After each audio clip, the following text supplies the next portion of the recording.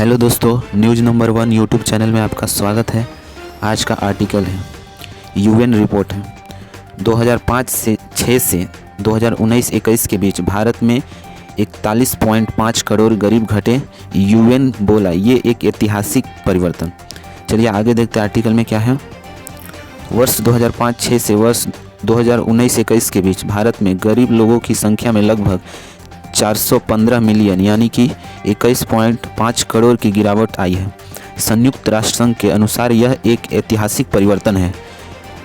यह एक ऐसा प्रदर्शन है जो यह साबित करता है कि सतत विकास सभी उम्र के पुरुषों, महिलाओं और बच्चों के बीच गरीबी को वर्ष 2030 तक आधा करने का लक्ष्य बड़े पैमाने पर भी हासिल किया जा सकता है।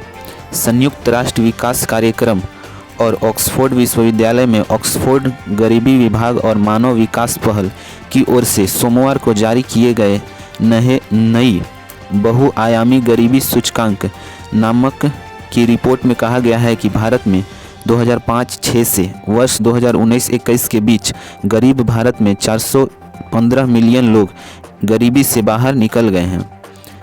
संयुक्त राष्ट्र की ओर से रिपोर्ट के बारे में जारी एक प्रेस रिलीज में कहा गया है कि 15 वर्ष में भारत में 41.5 करोड़ लोगों का गरीबी के चक्रव्यूह से बाहर आना एक ऐतिहासिक बदलाव है। यूएन ने कहा कि भारत में आया यह बदलाव सतत विकास लक्ष्यों के लिए एक महत्वपूर्ण केस स्टडी है। गरीबी को उसके सभी रूपों में समाप्त करना और सभी आयामों में गरीबी में रहने वाले सभी उम्र के पुरुषों, महिलाओं और बच्चों के अनुपात को वर्ष 2030 तक कम से कम आधा करने का लक्ष्य एक मिसाल की तरह है।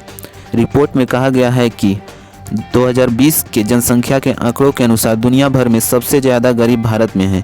यहाँ गरीबों की संख्या 228.9 मिलियन यानी 22.89 करोड़ है।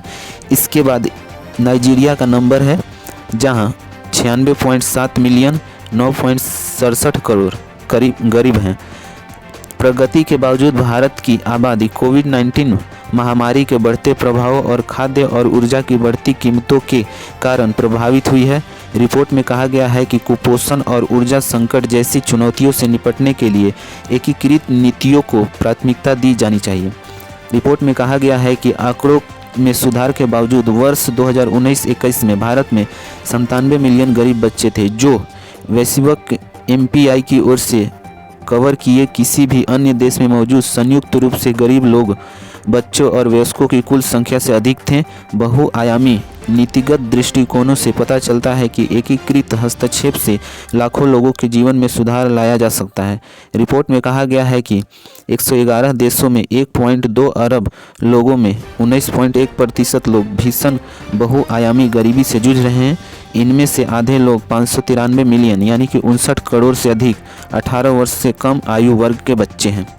अगर यह रिपोर्ट आपको अच्छा लगा है तो इस चैनल को सब्सक्राइब करें।